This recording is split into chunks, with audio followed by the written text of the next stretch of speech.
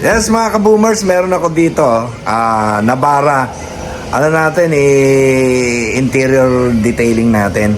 Kasi ang ano nung concern nung may-ari, medyo may amoy na siya, hindi na maganda ang amoy ng loob.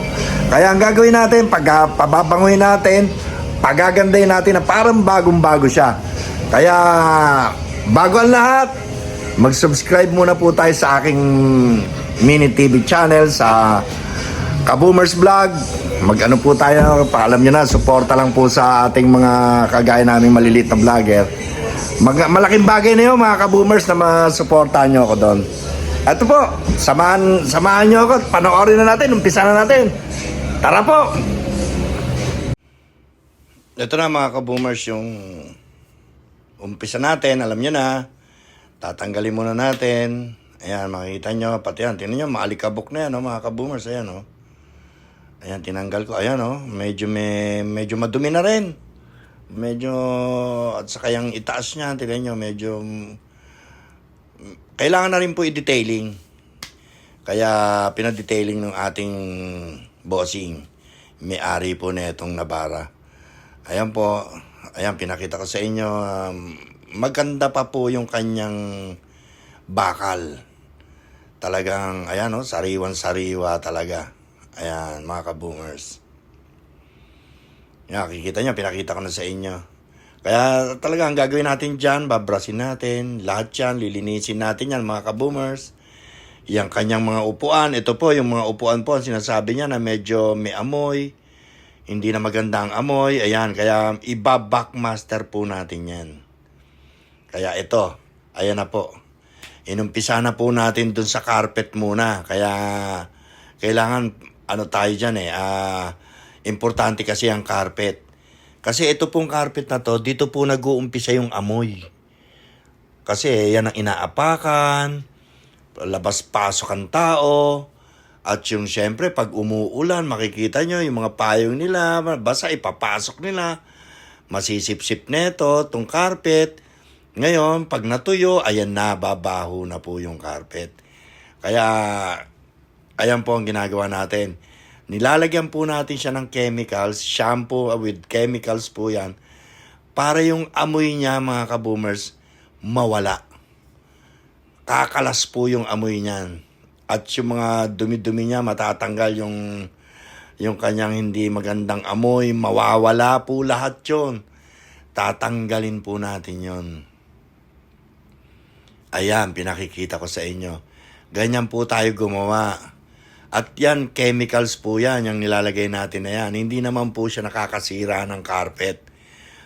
Ano po siya, talagang makikita nyo na lahat yung mga mababahong amoy niya, tatanggalin niya talaga.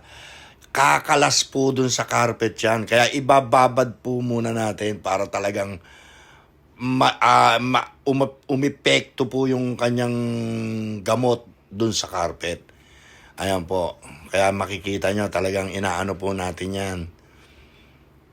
Ayan mga ka-boomers. Mawawala na po yung ano niya, yung amoy niya, yung na, hindi amoy kulob, hindi magandang amoy. Ayan ano na po yan. Mawawala po yun. Magiging amoy bagong-bago siya mga ka-boomers. Ayan, makikita niya. Ayan, oh. Binababad lang po natin, tapos mamaya yan, babanlawan na po natin yan. Para lalong maganda. Ayan.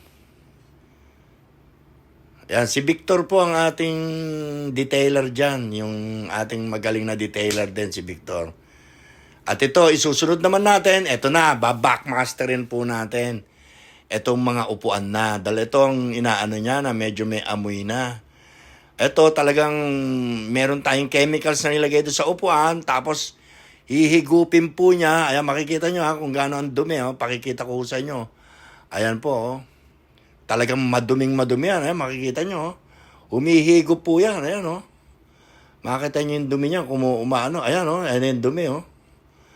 Makikita nyo. Ayan, oh. Talagang tatanggalin po natin yung... Yan po kasi yung mga nagpapabaho dyan. Yan, yung mga ano na yan. Kaya kita nyo, kulay kape na yung tubig niya, oh. Kaya lilinisin talaga natin buong buhay. Ayan, oh. Makita nyo. Ayan, mga ka-boomers. Kaya mawawala po yung amoy niya. Talagang makikita yung iba na. Bago na yung ating chemicals na ang aamoy dyan, yung mabango. Pababanguin natin yan mga ka-boomers para matuwa naman yung ating idol na yung customer natin, yung may-ari po nito. Ayan mga ka-boomers, so, talagang inisa-isa po natin lahat yung upuan niya. Lahat po yan, iba-backmaster natin, hindi natin yan palulusutin para lahat mabango. Ayan, makita nyo mga ka-boomers. Kaya ganyan po kaganda yan. Binackmaster na natin lahat yung kanyang upuan. Lahat yan, isa-isay natin, oh. Tingnan nyo, oh. Kulay putik na po yung lumalabas na, ano. Ayan, mga ka-boomers. Ayun na, nakita nyo kanina, medyo may dumi-dumi siya. Ito na po yung, ano natin, nagawa na po natin, nalinis na natin lahat. Ayan na po, tingnan nyo. Ang ganda po niya. Nakita nyo, oh. Kumikinang po, parang ginto mga ka-boomers. Nakita niyo naman yung kinang niya. Oh, di ba? Magandang maganda na po siya.